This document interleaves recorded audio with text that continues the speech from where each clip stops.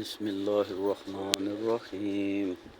واذكروا الله في أيام معدودات، فمن تعجل في يومين فلا إثم عليه، ومن تأخر فلا إثم عليه لمن اتقى.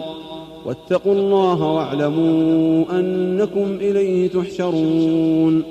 ومن الناس من يعجبك قوله في الحياة الدنيا ويشهد الله على ما في قلبه وهو ألد الخصام، وإذا تولى سعى في الأرض ليفسد فيها ويهلك الحرث والنسل، والله لا يحب الفساد.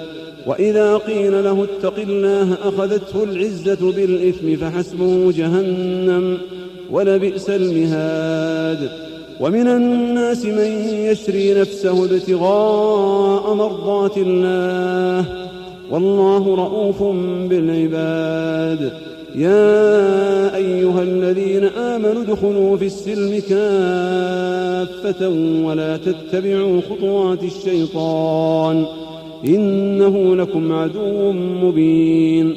فإن زللتم من بعد ما جاءتكم البينات فاعلموا أن الله عزيز حكيم. هل ينظرون إلا أن يأتيهم الله في ظلل من الغمام والملائكة وقضي الأمر وإلى الله ترجع الأمور. سل بني إسرائيل كم آتيناهم من آية بينة، ومن يبدل نعمة الله من بعد ما جاءته فإن الله شديد العقاب.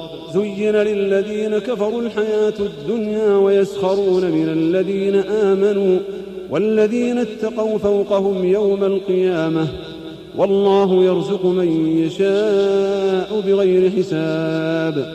كان الناس أمة واحدة فبعث الله النبيين مبشرين ومنذرين وأنزل معهم الكتاب بالحق ليحكم بين الناس فيما اختلفوا فيه، وما اختلف فيه إلا الذين أوتوه من بعد ما جاءتهم البينات بغيا بينهم، فهدى الله الذين آمنوا لما اختلفوا فيه من الحق بإذنه، والله يهدي من يشاء إلى صراط مستقيم.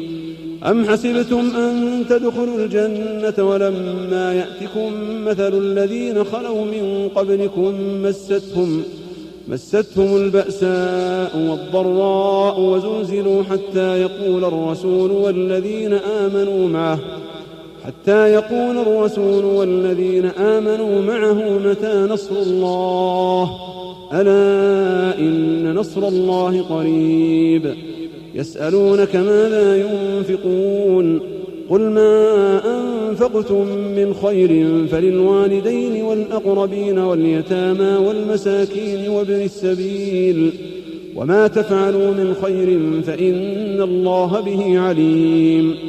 كتب عليكم القتال وهو كره لكم، وعسى أن تكرهوا شيئا وهو خير لكم، وعسى أن تحبوا شيئا وهو شر لكم، والله يعلم وأنتم لا تعلمون.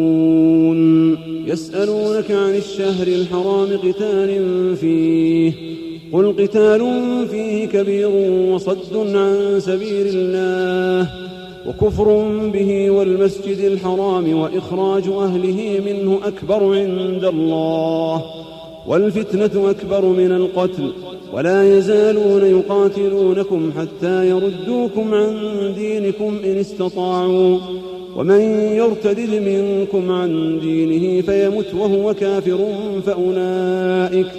فأولئك حبطت أعمالهم في الدنيا والآخرة، وأولئك أصحاب النار هم فيها خالدون. إن الذين آمنوا والذين هاجروا وجاهدوا في سبيل الله أولئك يرجون رحمة الله، والله غفور رحيم.